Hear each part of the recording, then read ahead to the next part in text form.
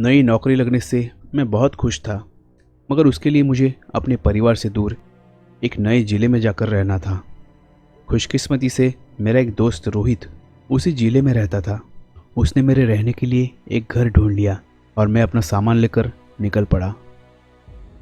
Station पर रोहित मुझे लेने आया और हम कुछ ही समय में उस घर के पास पहुंच गए। घर काफ़ी पुराना था, आसपास का इलाका भी काफ़ी सुनसान था, पर वहाँ रहना मेरी मजबूरी थी क्योंकि रोहित का घर काफ़ी छोटा था। उसने मेरे आने से पहले ही घर की सफाई की थी, इसलिए मुझे ज़्यादा दिक्कत नहीं हुई। मेरा ऑफिस ज़रा दूर था, इसलिए रोहित ने मुझे उसकी पुरानी बाइक इस्तेमाल करने के लिए दी। कुछ दिन अच्छी तरह गुजर गए। आसपास कोई दूसरा घर नहीं था, पर पता नहीं क्यों रात को किसी के बोलने की आवाज़ें आती रहती थी। फिर ऐसा लगने लगा कि कोई मुझे देख रहा है। धीरे धीरे और भी अजीब घटनाएं होने लगी। मैं सुबह कपड़े धो के बाहर रस्सी पर सूखने के लिए डालता था, पर काम से लौटने के बाद जब मैं कपड़े लेने जाता तो मेरे सारे कपड़े नीचे ज़मीन पर गिरे होते थे। मुझे लगा कि शायद हवा से कपड़े उड़ जाते होंगे, पर चिमटे लगाने के बाद भी कपड़े ज़मीन पर होते थे और चिमटे यहाँ वहाँ बिखरे होते थे, जैसे किसी ने जानबूझकर चिमटे निकाल कर फेंक दिए हो। मैंने सोचा कि आसपास के इलाकों से बच्चे यहाँ खेलने आते होंगे और मस्ती में मेरे कपड़े फेंक देते होंगे, मगर जब भी कभी रात को मेरी नींद खुलती थी तो ऐसा एहसास होता था कि मेरे बेड पर मेरे अलावा भी कोई है। मुझे मेरे कानों के पास किसी की सांसों की धुंधली सी आवाज़ सुनाई देती थी, पर मैं काम से आते आते बहुत थक जाता था, इसलिए मैंने सोचा कि थकावट के कारण ऐसा होता होगा। एक दिन बहुत ज़्यादा काम की वजह से मुझे ओवरटाइम करना पड़ा। रात के करीब 1 बजे मैं काम ख़त्म करके ऑफिस से निकला। मेरे घर के इलाके में बिजली नहीं थी, हर जगह अंधेरा ही अंधेरा था। ओवरटाइम की वजह से मैं बहुत थका हुआ था। जैसे तैसे बाइक चलाकर मैं घर के पास पहुंचा। बाइक की लाइट जैसे ही मेरे घर की दीवार पर पड़ी, मुझे आभास हुआ कि घर की छत पर कोई खड़ा है, जैसे कोई काला साया। अचानक उसे देख मेरे रोंगटे खड़े हो गए। जैसे जैसे मैं घर के करीब पहुंच रहा था, वह साया पीछे पीछे सरक रहा था और फिर अचानक वह साया जैसे गायब ही हो गया। मेरे हाथ ठंडे पड़ने लगे और मैंने महसूस किया कि बाइक पर मेरे हाथ की पकड़ ढीली हो रही है। जो भी मैंने देखा उस वजह से मन में बुरे बुरे विचार आने लगे। बिजली नहीं थी, इसलिए हर जगह अंधेरा था और इस घर में मेरे अलावा कोई भी नहीं था। बस कभी कभार रोहित आ जाता था। एक पल के लिए सोचा कि उसके घर चला जाऊं, मगर इस समय वह भी गहरी नींद में होगा। मैंने बाइक चालू रखी और मेरे ही घर की ओर संशय भरी दृष्टि से देखने लगा। बार बार लग रहा था कि घर में कोई है, पर घर के अंदर जाने के अलावा और कोई विकल्प नहीं था।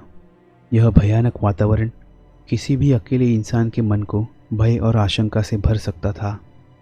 मैं बाइक बंद करके धीरे धीरे दरवाजे की ओर बढ़ा। अंधेरा था, इसलिए मैंने फ़ोन की टॉर्च चालू कर दी। जेब से चाबी निकालकर ताला खोल दिया, मगर दरवाज़ा खोल के अंदर जाने की हिम्मत नहीं हो रही थी।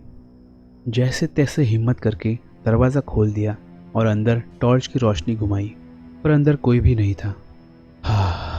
मैंने राहत की सांस ली और आगे बढ़ा, पर अचानक किचन में फ्रिज के ऊपर 2 आंखें चमकती हुई नजर आई। मेरी जान जैसे गले तक आ गई, मगर ध्यान से देखने पर पता चला कि एक काली बिल्ली फ्रिज के ऊपर बैठी है। वह बस मुझे घूरे ही जा रही थी। मैं बहुत ही डर गया था। मैंने उसे भगाने की कोशिश की, पर वह कुछ कदम चलकर रुक गई और एक कोने में देखकर अजीब आवाज़ में गुरगुराने लगी, जैसे उसे कुछ दिख रहा हो। मैं उसे नज़रअंदाज करते हुए पीछे मुड़ा और चौंक पड़ा। घर का दरवाज़ा पूरी तरह खुला था। मुझे याद था कि जब मैं घर के अंदर आया तो मैंने दरवाज़ा बंद किया था। मैंने सोचा कि शायद हवा की वजह से खुला होगा और फिर दरवाज़ा बंद कर दिया। मुझे बहुत भूख लगी थी, इसलिए खाने का पार्सल लेकर बैठ गया, जो मैं ऑफिस से आते समय लेकर आया था। मुझे महसूस हुआ कि मेरे पीछे की अलमारी पर कोई है। अचानक तेज़ आवाज़ हुई और वह बिल्ली मेरे खाने पर झपट पड़ी। मैंने समय रहते खाना उठा लिया। वह बिल्ली ज़मीन पर गिरकर खड़ी हो गई और एकटक मेरी तरफ देखने लगी। अंत में मैंने थोड़ा सा खाना एक कागज़ पर निकालकर उसकी तरफ रख दिया। मैंने तय किया कि खाना खाकर छत पर जाऊंगा। उस अनजान आकृति के बारे में सोचकर मैं बहुत ही सहम सा गया था, पर फिर भी हिम्मत जुटाकर मैं धीरे धीरे सीढ़ी चढ़कर ऊपर छत पर गया। छत पर जाकर देखा तो वहाँ कोई नहीं था। शायद थकान की वजह से मुझे कोई वहम हुआ होगा। ऐसा सोचकर मैं फिर से नीचे आ गया। नींद तो बहुत आ रही थी, मगर मन में बार बार उस आकृति के विचार आ रहे थे। फ़ोन की टॉर्च चालू थी। अचानक मेरी नज़र सामने टेबल पर रखे बंद टीवी पर गई और मैंने देखा कि टीवी के शीशे में मेरे अस्पष्ट प्रतिबिंब के पीछे वही साया खड़ा था। मेरे पूरे शरीर में भय की लहर दौड़ गई। मेरे पीछे मुड़ने की हिम्मत नहीं हो रही थी। मैं चिल्लाना चाहता था, मगर आवाज़ तो जैसे गले में अटक गई थी। मैंने आँव देखा न ताव पूरी ताकत लगाकर बाहर के दरवाजे की ओर दौड़ा। दरवाजे की कड़ी खोली, पर दरवाज़ा तो जैसे खुलने का नाम ही नहीं ले रहा था। आखिरकार मैं दरवाज़ा छोड़कर बेडरूम की ओर दौड़ा। अलमारी खोलकर उसमें घुस गया और दुबक कर बैठ गया। मेरी आवाज़ बाहर न जाए इसलिए मैंने अपना मुंह भी हथेली से दबा लिया। अब मुझे वह सारी अजीब सी बातें याद आने लगी।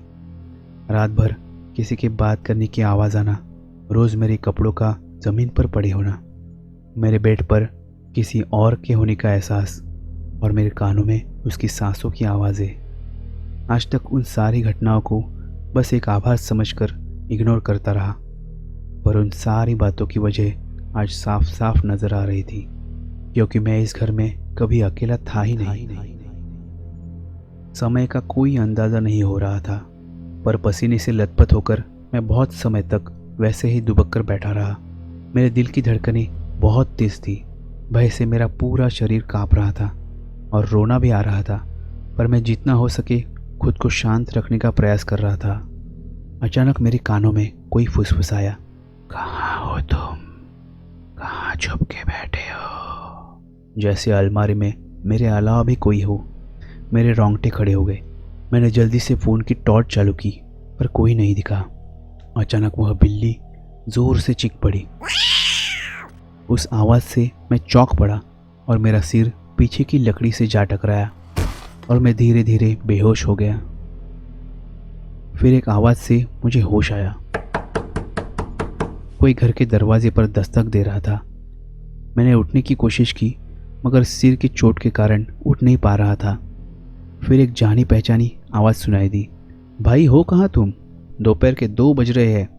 तुम्हारी बाइक भी बाहर है, अभी तक सो रहे हो क्या? वह आवाज़ रोहित की थी। मैंने उठकर अलमारी का दरवाज़ा खोलना चाहा, पर तभी किसी ने जवाब दिया, अरे नहीं, आज तबीयत ठीक नहीं लग रही थी, इसलिए घर पर ही रुक गया। वह आवाज़ सुनकर मेरे पैरों तले ज़मीन खिसक गई, क्योंकि वह आवाज़ मेरी ही थी।